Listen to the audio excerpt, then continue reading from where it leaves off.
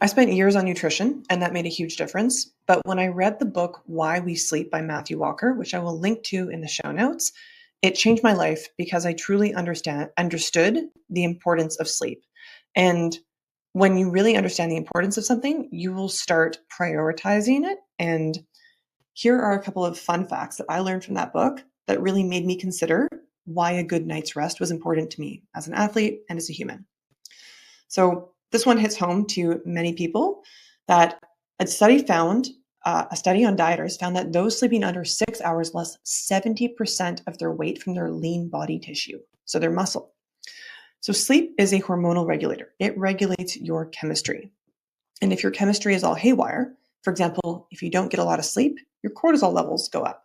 Cortisol is a stress hormone, and it often makes people hold on to body fat because our body is panicking. And we hold on to body fat to store it for winter or store it for other times. I love this one for athletes. There's a study that showed that race car drivers with 6 hours of sleep instead of 8 experienced a 300 to 400 millisecond decrease in reaction time, impacting their coordination and decision making. Now, we're not all race car drivers, but many of us do drive vehicles. And we're often in a sport where we are making split-second decisions.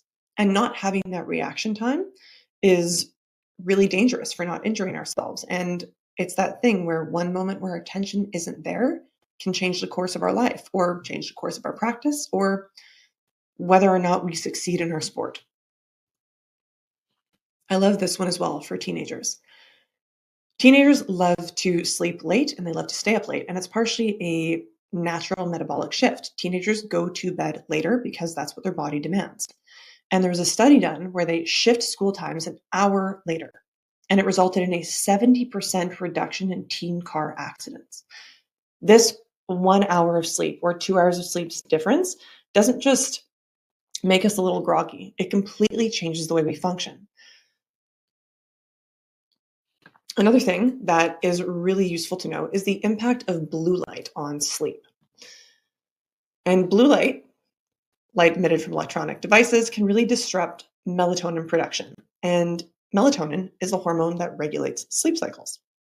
And melatonin only comes up in a circadian rhythm. So it peaks and then it drops. And if we miss it, or if we stimulate our eyes too much before we go to sleep, we actually blunt this melatonin response and it can make us feel not sleepy.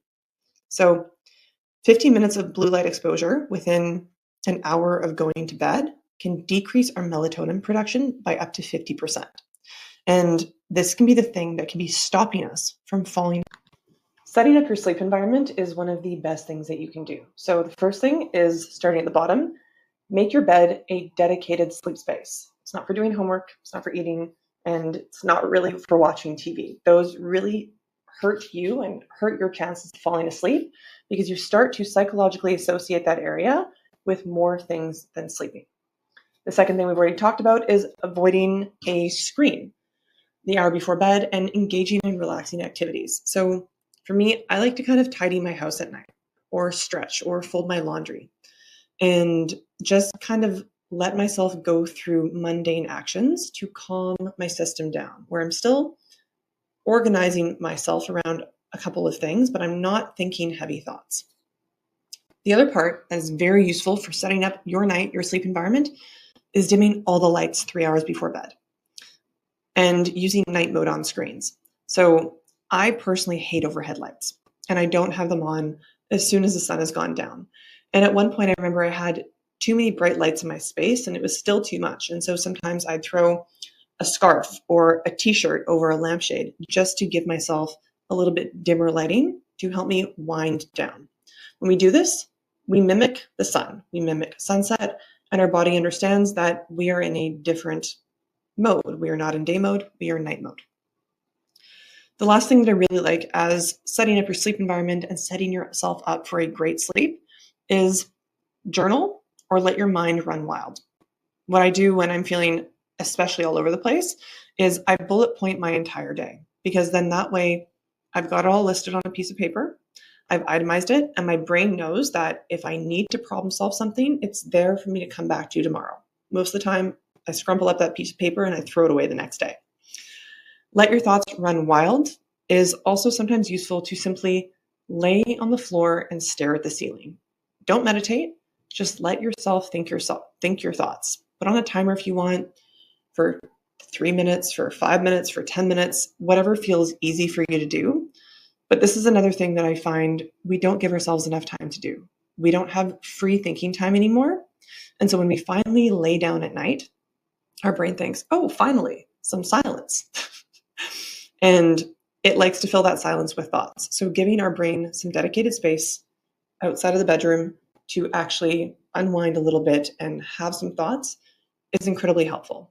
So I highly recommend reading Matthew Walker's book, Why We Sleep. I'll link to it.